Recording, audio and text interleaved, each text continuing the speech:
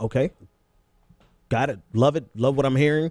But I hear people in my audience asking, they're yelling at the computer right now. They're yelling at you. They're yelling at me. They're yelling at the screen and saying, when you get to Washington and you get all the people there with you, we get it. That means that you're going to keep a mobilized base locally. You're going to try to tap into that nationwide revolution to keep people putting pressure so that you're not there by yourself. But you get to Washington, you have that political revolution access, you are engaging in people, you're keeping them in front of all of the other politicians, phone calls happening on a regular basis. What are they going to be calling about? What would be the policies that you pursue to actually bring some of the things that you talked about into fruition? Well, there's various issues, and no matter what issue you care about, we can, and no matter what party you are from, I want to also add, we can't get anything done unless we address our dysfunctional, broken campaign finance system. The fact that people recognize, regardless of your party lines and your political persuasions, whether socialist, Tea Partier, and everything in between, that corruption in government is the basic problem here. We can't address education if we do not address the fact that many of our schools are not properly being funded. Our school boards are corrupt. Many special interests are there. We can't address our environment if we do not address the fact that the fossil fuel industry funnels so much money into politics. The same goes for if we talk about immigration, detention centers, private prisons. You know, we can't address any of these issues till we address the various mechanisms that are in place that enable our government to be corrupt, essentially.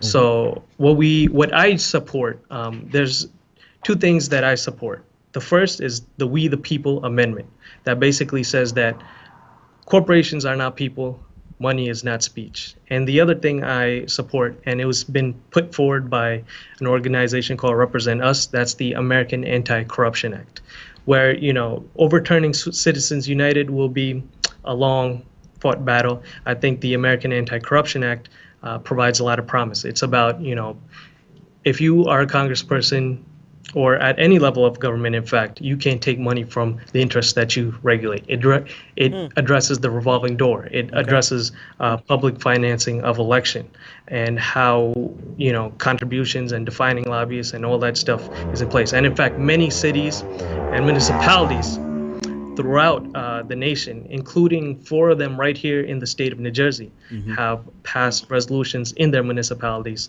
supporting the American Anti-Corruption Act. Okay. So that is a step to address it. Yeah, no, that's a definitive step. I like that. I like that step. I think my audience really likes the sound of that. The revolving door is one of the biggest problems that we face.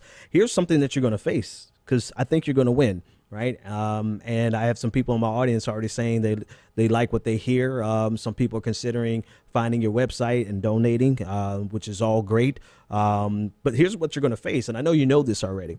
As soon as you get there, you're going as a Democrat.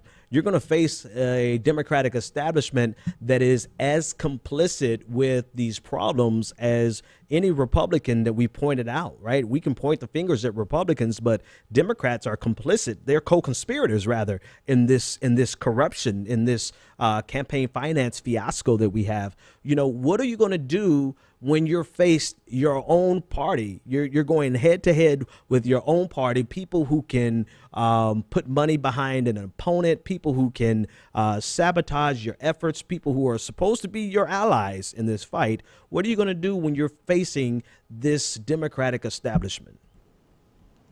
Ben, I ask that question every single morning I get up.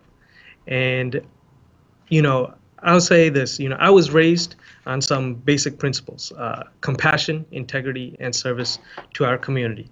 And at the end of the day, I think those are values I will bring myself, you know, so my goal is to always be Batman in the face of great injustice. You know, Batman never, you know, oh, you're definitely whatever happened in Gotham.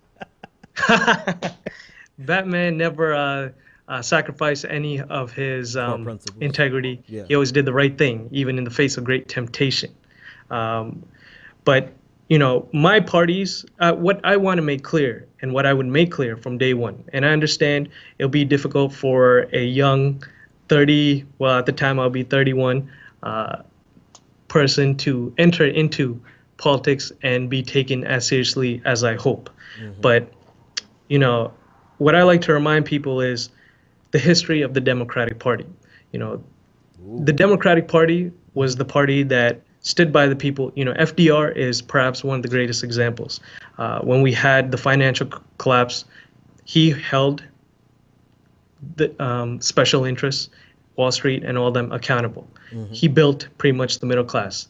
The Democratic Party was the first to fight for universal health care, or rather begin that fight for universal health care. Truman doubled the minimum wage. It was Robert Kennedy and JFK who started the fight for civil rights alongside many leaders in Washington. And it was JFK who put a man on the moon. Then we saw a party that started tailoring to corporate interests. And people are seeing that, and people are becoming more aware about that. And so I believe my message still remains true to the true values of the Democratic Party. But again, here, I think the difference is, what I was saying earlier, it just can't be about me. We have to elect more people who continue these progressive values. And I saw one of the most amazing things this election cycle was the amount of people that I've met and who I've been personally inspired by, who've come out to get involved in our political process. The beauty of democracy is, at some point, no matter as sad as things may end up, as depressed as we may feel with the political process, truth and goodness always prevails at some point at the end of the day.